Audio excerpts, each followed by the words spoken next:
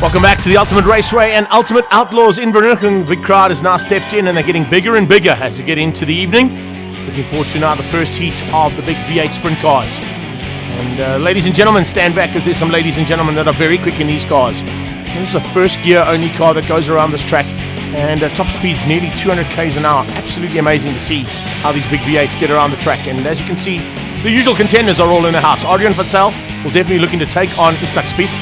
Look out for the 25 car out there as well. You can see that Stefan Verschier and 21 Rolf Duplessis will certainly be at the front end. Speaking of that front end, as they make their way out onto the track, let's have a look how they're going to line up. Remember, they get a couple of warm-up laps just to get into position, and then the starter will bring them into their order for the grid. Get some heat in the rubber, get some heat into the engine, get the brakes working. There you can see the start guy on the line, just getting them left and right of him to make sure that they take up their positions on either side of the grid. How's that for a front row? Rolf Duplessis going to be taking on Isak Spies for turn 1. Get one more lap under starter's orders and then they will be up and riding. Right behind, look out for an attack coming from Pierre de Ridder. And look out for a very, very good start also out of the second lady out there, Lisa van Zyl. So we've got Rochelle Duplessis, Lisa van Zyl, Jacques Roos is there, Andries Marks in the 8 car will definitely be hunting down the top 2. He's on the second row, but he's always good with a start. Let's see if we can get around those front 2, or even maybe just split the 2 of them as they come around. Expect the acceleration to pick up as they come out of turn 3. Down the back straight for the last time now. And lining up and about to drop the hammer on these big guns. Duplessis got the inside line, he's got the whole shot. He's got a possibility of making that pole position into a win. Can he keep it all together though? Here we go, accelerating.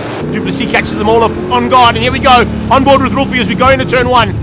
He gets the whole shot right on his tail around the outside, and look at that!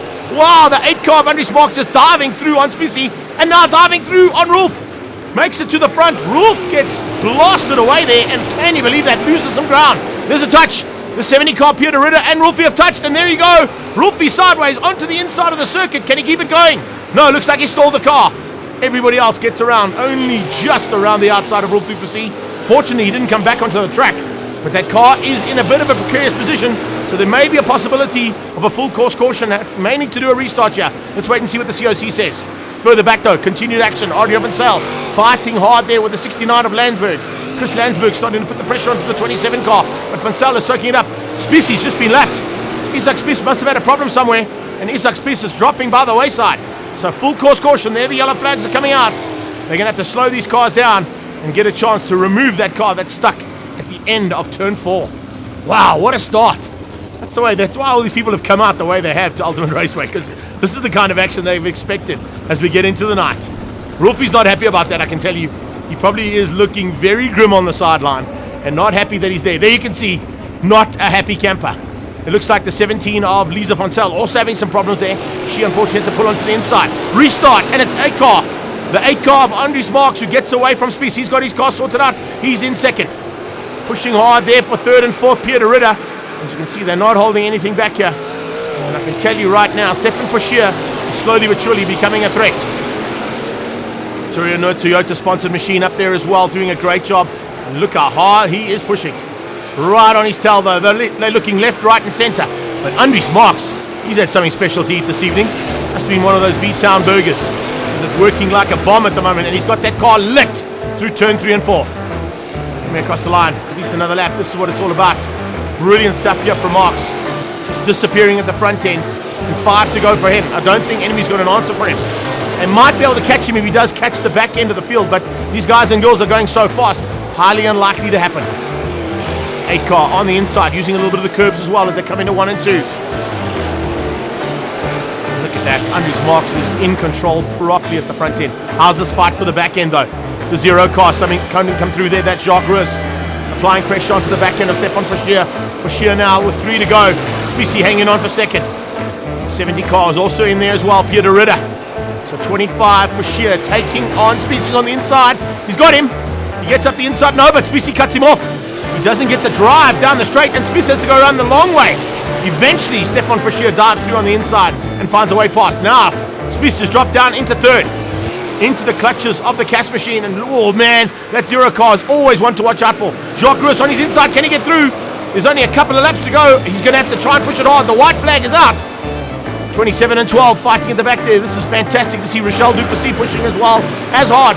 Flag comes out though. Marks makes it a clean sweep. Look at the gap he had there over everybody else. So it's Andries Marks who takes the win in race number 1 ahead of Stefan Fischer. In third place is Jacques Roos. Looks like Spissy had to settle for fourth. Look out for more action coming up soon here in these incredible V8 sprint cars. Let's go down in the pit lane and catch up with the two top contenders there.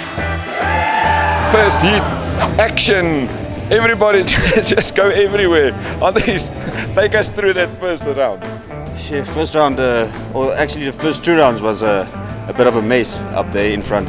I don't know what happened between Pierre and I and someone else, and I just took the inside line on the cement through. But yeah, and then the second lap around, there was a car standing there next to or close by the race line. Well, it's racing.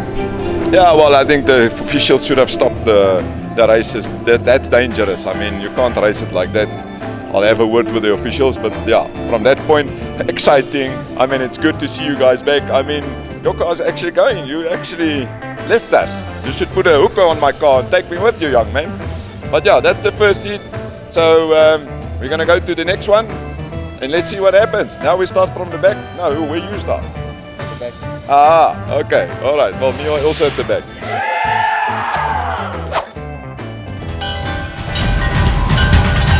Join us off the break for more action from the Ultimate Raceway.